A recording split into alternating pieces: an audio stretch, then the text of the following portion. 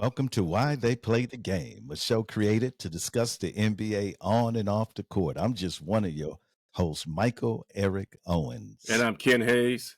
How you doing, my brother? I'm doing good, man. Back in the hot seat again, huh? Oh man, listen, it those two games didn't actually turn out how we anticipated.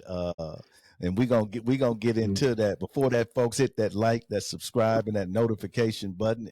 As always, subscribe so you can get our content as soon as we drop it.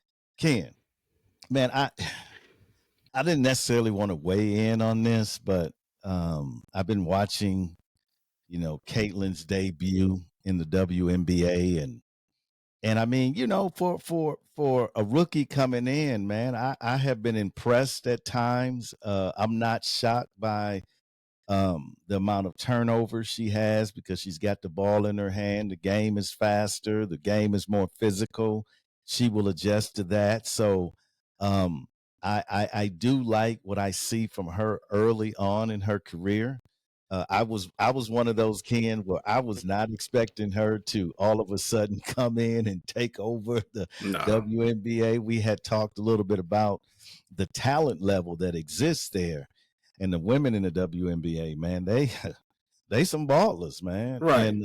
And so she's come in, but man, specifically, Ken, this the Olympics that's coming up in Paris this summer.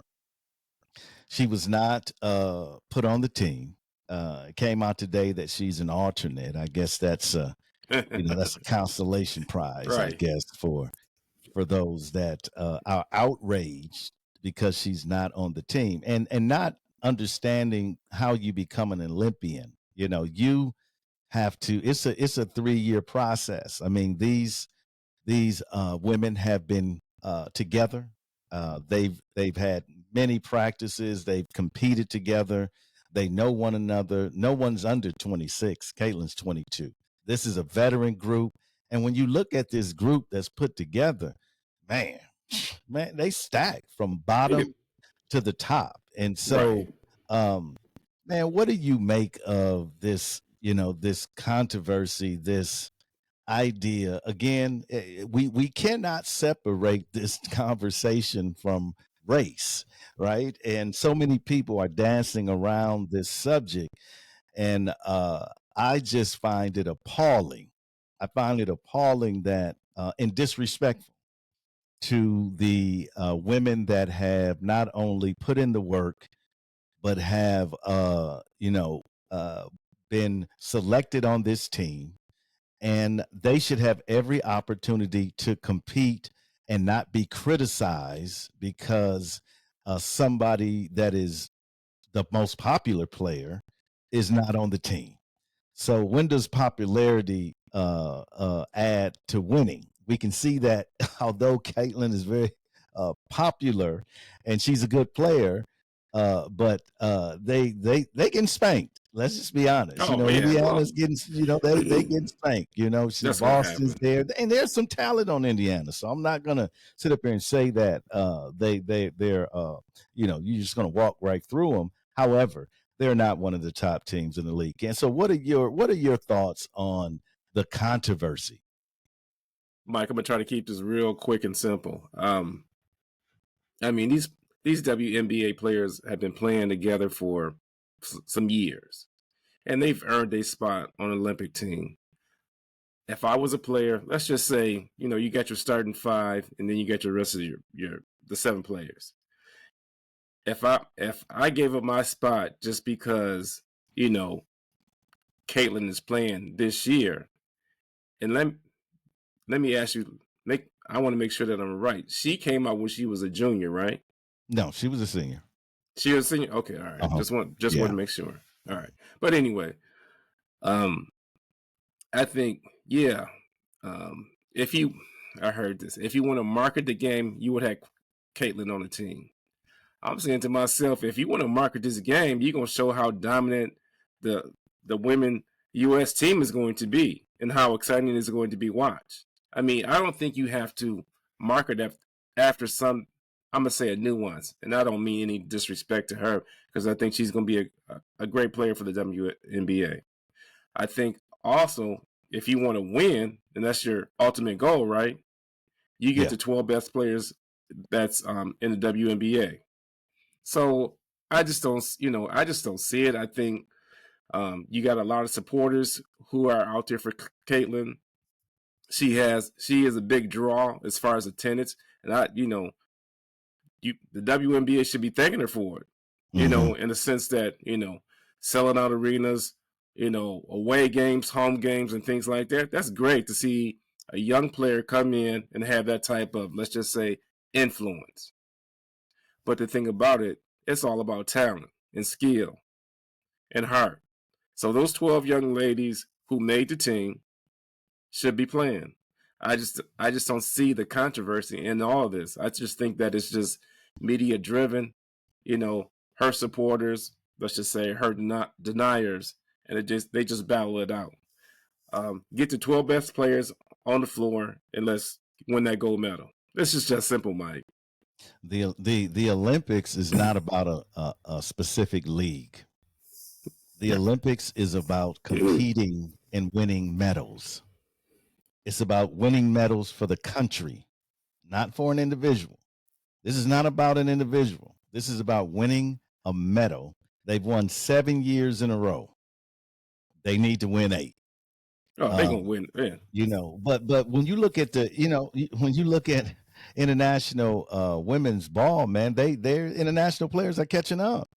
And they're not blowing them out by 30 and 40 anymore, man. They're winning by 9 and 11, So you're seeing the same thing that happened in the men's game that's happened in the women's game. And so you have to have the best players on that floor to win that gold medal. And I think the media is the blame for all of this, Ken. I mean, Caitlin, to her credit, I mean, she hadn't stoked no flames.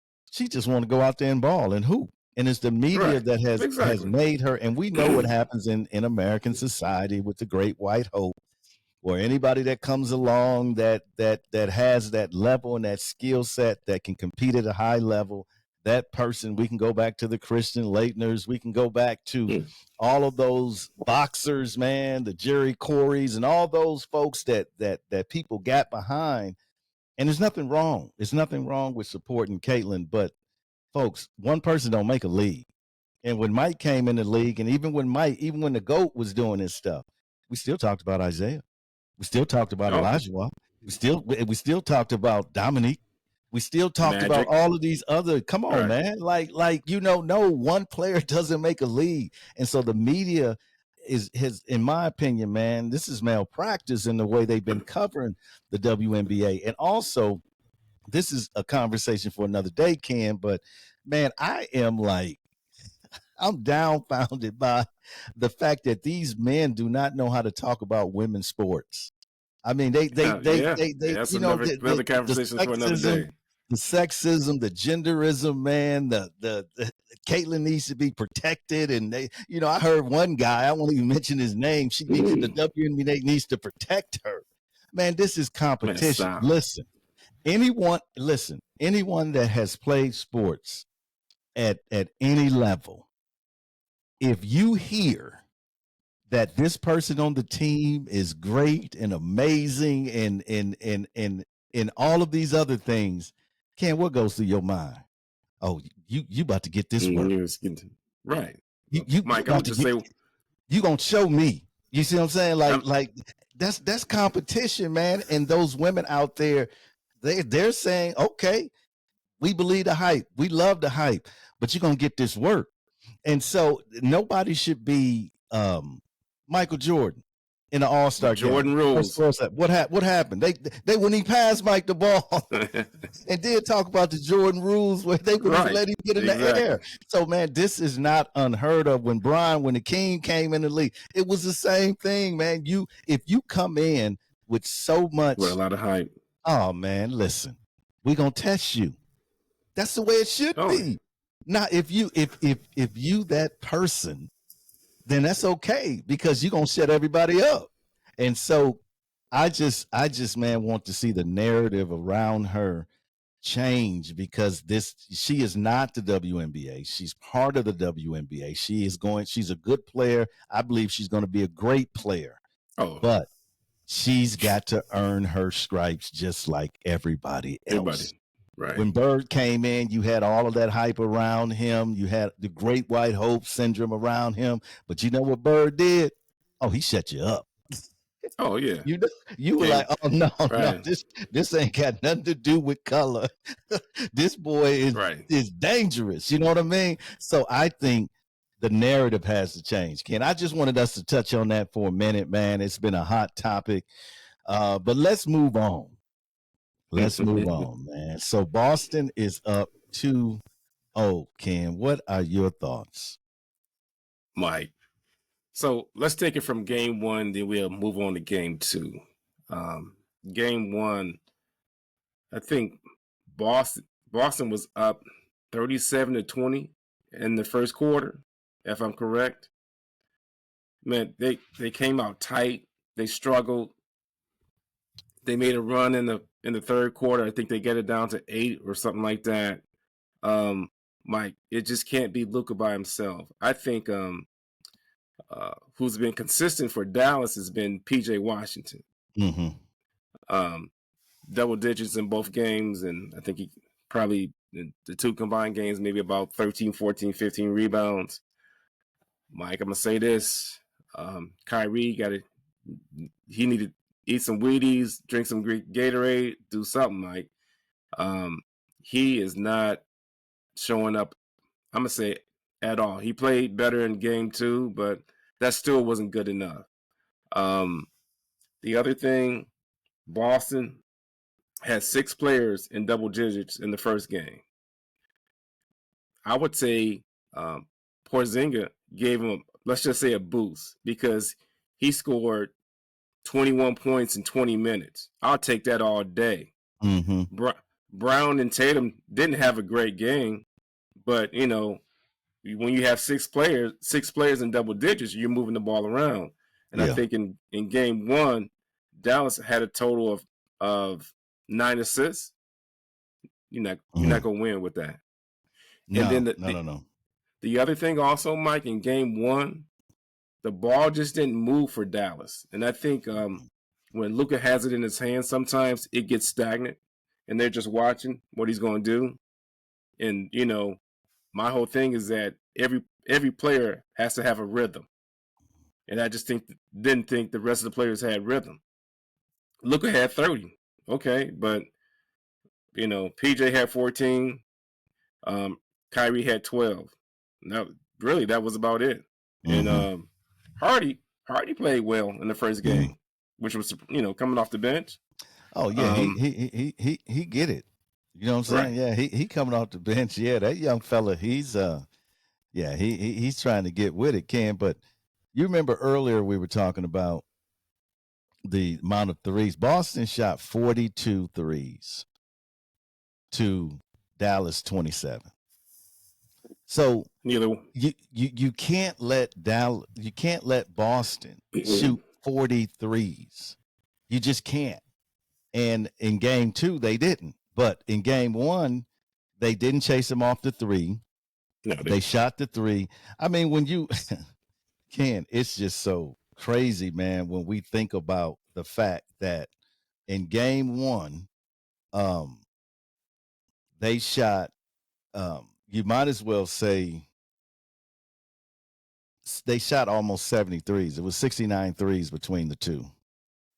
Okay. Boston made 16, Dallas made 7. I mean, when you think about that, and see that, this is why I say it's hard for me to appreciate the flow of the game. Because when you shoot 42 threes and you only make 16, man, you know how many missed shots we're watching as fans? Yeah. It's just man, I don't care for it, Ken. I'm just going to be honest with you. I don't care for the overemphasis on the three. And you're right. But out of those threes, because they made 16 of them, they ended up having 23 assists. But if you took away those threes, their assist level is going to be at the same level of Dallas. And what Dallas did, and I know we're going to talk about game 2, but that was a concentration, running them off the 3, because that's what the Celtics want to do. Man, I don't know, Ken, because, man, the Boston fans are so hateful toward Kyrie.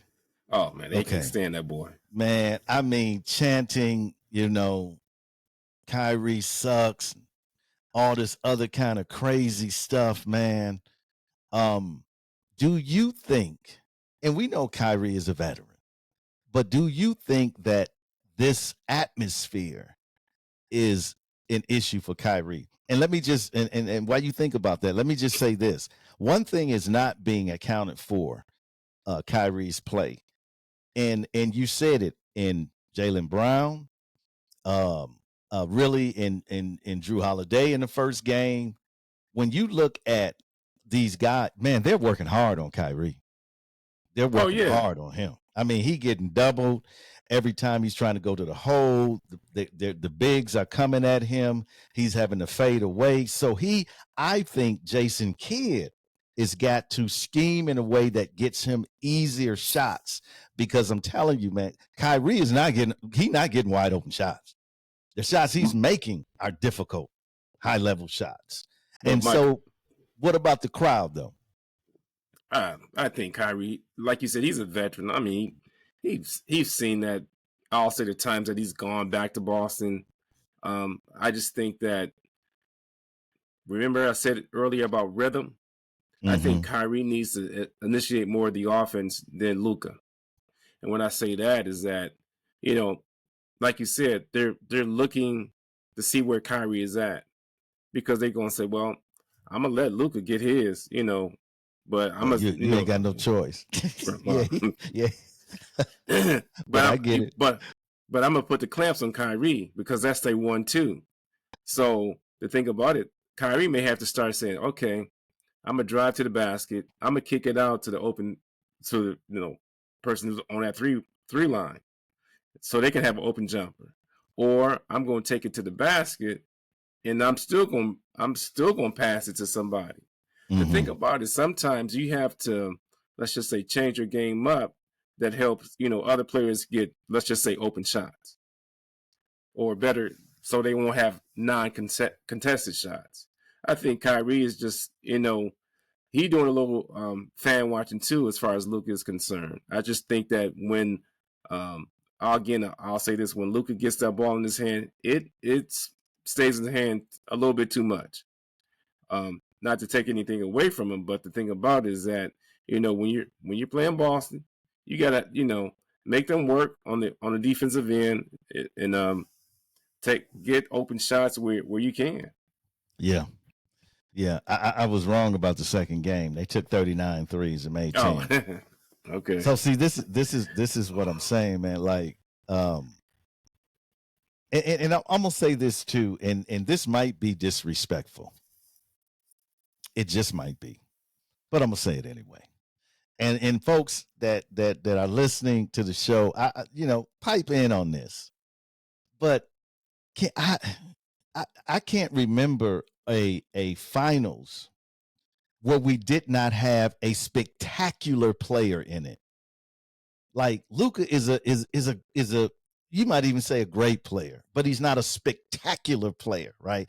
We don't really have high flyers. We really don't have the acrobatic play, the flashness, most of these are good players, but I don't see on Boston and on Dallas that that Anthony Edwards type of, Kevin Durant type of, Steph Curry. We don't have that spectacular player to watch. And so for me, man, it's a little difficult finals to watch, man. And I'm not just saying, it really is, man, because I just, with the amount of threes that are being shot and so many missed shots, and the lack of a exciting, dynamic player that can just take over Yeah, I find myself at moments a little boring. But it's the NBA Finals. I'm loving to watch the game. I just noticed for myself, where is the spectacular player in this series, and I just don't see it. I mean, we even have the argument that Jaylen Brown is better than Jason Tatum, which I don't believe that's true. But according to Jason Kidd, he is. I think he's trying to just throw some throw some salt in between it, right? Right. But one could make an argument though, and so really, you're looking at two teams where you don't have like that spectacular player that stands out that I think will dominate the games. Because I'll say to you, Ken, going into game 3, is there a player that we think will just dominate? The only player that I think Tatum will have it. When you say dominant, I think Tatum will come back from these last 2 games and play much better than he has. Will he dominate? But will he dominate? I'm gonna say no. I'm gonna say no. I don't think any one of these players have the capability to dominate. I agree with you. I think JT's gonna come back and have a very good game. But dominate though, I mean, like wow us as we're watching these guys play, and I just don't see that level of talent in this series, unfortunately. And that's just my opinion, folks. I want to hear from you. Maybe I'm all wrong. Maybe you sitting back going like, "Oh my God, I can't believe what just happened." We not seeing that, Ken. But okay, so game 2. What was your thoughts? Man, come on, game 2. Dallas gave that game away. This is the thing about Dallas. They had 5 players in double digits, which was good. No bench production whatsoever. Kyrie is a -22 in both games. You can't have that from your quote unquote superstar. Yeah. Let's just say you're Robin, if you want to put it that way. You can't. The other thing is that Boston didn't shoot well from the 3. I think they made like maybe 10 for 39. Right. Yeah. So they didn't do anything spectacular. Tatum shooting 32% from the field. But the thing about it is, Mike, if you're not getting anything from your bench, your starters got to play more time in the game and not getting, in game 2, you could see Luka was tired. He wouldn't get no lift off his jumper.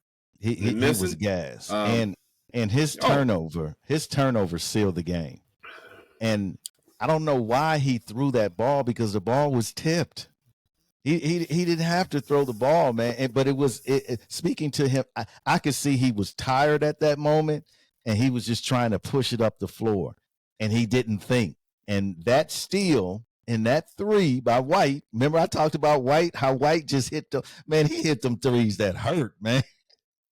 Like he hit those threes where you play great defense and they miss a shot and they tip it out and everybody's scrambling for it, and White get it and he makes you pay.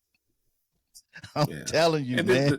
The thing about Mike, with Dallas, I mean, like I said, that was a game to split. Yeah. They had 21 assists. The only thing, they shot 6 for 26 from the 3. Free throw line, Ken. Oh, shoot. Mike, come on. They was 16 for 24. Come on. You can't, not in no finals. You're not going to do that. Number one, your margin of error with Boston is slim. It is. You need everything. You need every loose ball. You need every free throw to go in. You need to hit your wide open shots. You need to capitalize on turnovers. You need to get out in transition. You cannot make mistakes with Boston. They have too much talent. But I'll say this. The last show that we had, you said, Ken, what's your final word? What did I say? You said Drew Holiday. Drew had a good game. See, remember what I told you? Drew steps up when what? When all of them struggle. When they struggle. That's when Drew steps up, and you can see he did a little something in game 1, but he really didn't need to do much. Right. Game 2, Tatum was off. Jaylen Brown was The off. Brown. Okay. White Porzingis was got struggling hurt. a little bit. Exactly. That's when Drew steps up for them. The question is, going into game 3, what adjustments, other than Kyrie being more aggressive, what adjustments do you think Dallas needs to make? Mike, I'm gonna say this. You gonna say, Ken, you crazy. What's wrong with you? Mike, they may have to give Tim Hardaway more minutes and bring him off the bench early. At this point, I don't see a problem with that. You need to generate some more offense, especially off your bench, and take some pressure off of Kyrie and others. Because if you look, the only 2 players on their team that can take you off the dribble is Luka and Kyrie. Everybody else needs to be set up. PJ does a little bit. Yeah, Right. PJ does. Yeah. PJ does a little bit, but you want PJ to shoot threes rather than put the ball on the ground and go to the hole. Right. That's just not his game. But he will. If you run him off the 3, he'll go to the hole on you. Right. But they need somebody else to take pressure off of those 2 guys. Boston, man, just about everybody on Boston can take you off the dribble. Okay, just about everyone, even little Pritchard can take you off the dribble. Probably Hauser can't. Hauser is probably the only one that really can't. Porzingis can do that. Brown, Tatum, White, Drew, all them boys can take you off the dribble. So it takes pressure off of your superstars when your other players can't create shots for themselves. Dallas doesn't have that. I have to believe, Ken, that Dallas is going to play better at home. They better play better at home. I mean, home cooking. I always say that, more relaxed, But the other thing, Mike, I think Dallas should speed up the game a little bit more, as far as I'm concerned. Just so Boston doesn't get set in their defense. And the other thing also is that I think Dallas has to take it to the basket a little bit more, because they're not really getting any free throw opportunities. The controversy in game 2 was the push in the back. I think that was on PJ or against PJ Washington. Mm-hmm. I think it was either Brown. Yeah, it had to be Brown. So that a call that wasn't, a non-call, I'll put it that way. But, hey, you shouldn't put yourself in that position. So it is what it is. To me, when you look at the free throws comparison, the foul comparison, it's been a pretty even call series, man. Which is kind of comforting in the way they're like you say, that there's been a few others, but for the most part, I think it's been a pretty evenly called series. Looking at the numbers, for the most part, yeah. Looking at the numbers, I agree with you, Ken. I think I think Dallas is going to win game 3. And I also think Dallas is going to win game 4. I think it's going to go back 2-2. I think they're going to figure out a way to get Kyrie more space to operate. And he's operating in too many small gaps. And he's only 6'2". He needs more space to operate. And I also think, as you said, I think being home, they're going to run more. They're going to be out in transition more, and I think they're going to be more comfortable. And we cannot overlook the fact that Derek Lively is a rookie. He's in the NBA Finals. Okay, PJ Washington, although he's been in the league, he's never been in the finals. Okay, you have guys. Not in Charlotte. Exactly. You got guys that this is their first experience, and you could tell in game 1, Ken. I'm just telling you. I could look at them in game 1 that crowd and that atmosphere was overwhelming to them. Oh, yeah. And they were like, and Derek Jones, I think he'll snap out of it at home because he's a good 3-point shooter, struggling big time. Even some of his defensive mistakes that he's making. Sometimes the moment can be too big. And I think for them, especially that first game, they adjusted more. They even talked about it. Kai even talked about it. Jason Kidd even talked about it, how they feel like they've settled more. That first game, man, they look like deers looking in the headlights, man. I was like, are they playing tonight? I was like, oh my God. And when Derrick Jones hit the first three, I thought, okay, that might settle them then. No. Once Boston went on that run, and then when he can, in game one, his rotations were not good, because when they went on that first run and Luka was on the bench and he called a timeout, I thought for sure Luka's coming back in that game. He didn't. And they just went on another run, and it was like, good night, Irene. It was over with. You know what I mean? Like, the light's last drink. You know what I'm saying? Last call for alcohol. Yeah, that's what it was. Earlier, you like, man, it's 7:30, man. What's up? It was over with, Ken. So what do you think about game 3? Who's going to come away with that? I think Dallas will come away with a win in game 3. And the reason why I say that, they're at home and they got something to prove. And I think Kyrie will have a better game than 1 and 2. It's just a matter of, like you said, freeing him up in some spaces and getting him in some, let's just say, advantages that he has over who's, in the pick and roll and things like that. Kyrie has, Mike, I'll say this. Kyrie has to have the ball more in his hands if they want to win the series. He has to. I agree with you, brother. So tomorrow night, folks, let us know in the chat who you think will win. Let us know in the chat what is Dallas' struggles. Are they just outmatched? Is the Boston Celtics just too great of a team? It's too big of a mountain to climb. Let us know your thoughts. Last word, my brother. So I'm going to say for Dallas, the key is going to be offensive rebounds. They have to be on the boards and concentrate on that. So that's going to be the key for a victory. All right, folks, you heard it. As always, the world of sports unites us. Let us take this unity in our everyday life. This is why they play the game.